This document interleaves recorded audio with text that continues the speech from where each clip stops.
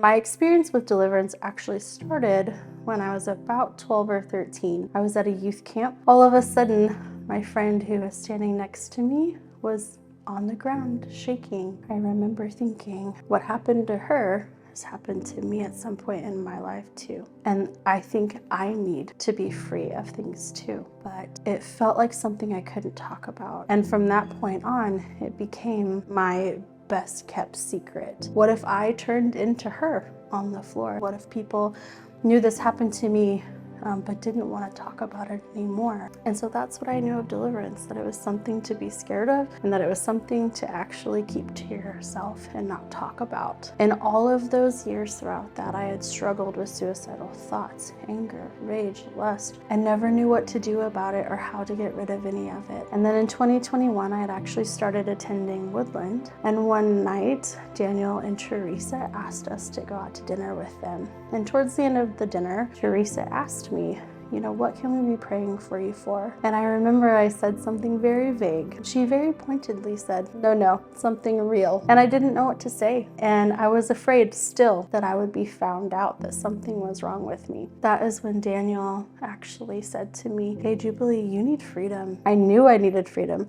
I had known for 20 something years that I had needed freedom and just had never talked about it. And I began to tell him why I think I needed it and what was happening within me and what contributed to it. And from that point on, it opened up a conversation between us about what that looked like. When I would be in worship, I could feel things in my chest. I could feel an uncomfortableness. I could feel a resistance to the Lord and to the Holy Spirit. I was still struggling. I was telling people that I had maybe some vicarious trauma through work or just different things that were going on within me. And I didn't know exactly what was happening or exactly how to get rid of it. Again, on a Sunday, Daniel came to me and he said, it's time to be rid of this. And I agreed. It was time. It was time to be done and it was time to be free. And so that night, a group from Woodland got together to pray for me. It was an introduction for me into what deliverance looked like at that point in my life. And I was free of some things. I did get freedom that night, but I also knew that it wasn't completely done. There was partial freedom, but there was more to do. I actually began to experience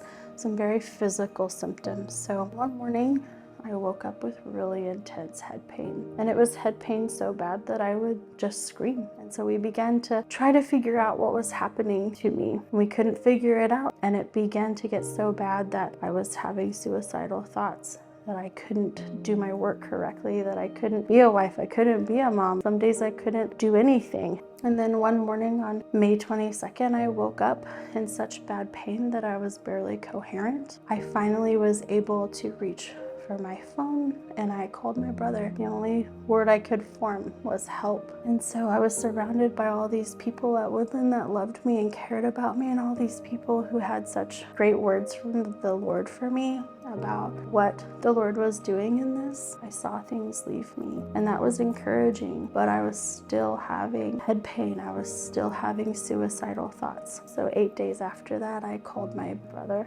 and I said, this has to stop. I can't keep going. He said, come over tomorrow. I got there and I just kind of was a mess. He asked me, do you believe that Jesus can heal you? And I said, yes. And he prayed a verse over me and I closed my eyes. And even in that moment, the enemy tried to come. He was whispering in my ear just these lies of things that were not true about me. I was really sad, and my brother prayed against that. He knew what was happening and he prayed against it, and it left. And for about the next hour, I laid there while the Holy Spirit was upon me, burning everything away. I was just in peace. And towards the end, I heard the audible voice of God saying, daughter. I could have chosen to say anything in those moments, like, I hope you don't mess this up again, or this is a lot of work. He was speaking to my identity.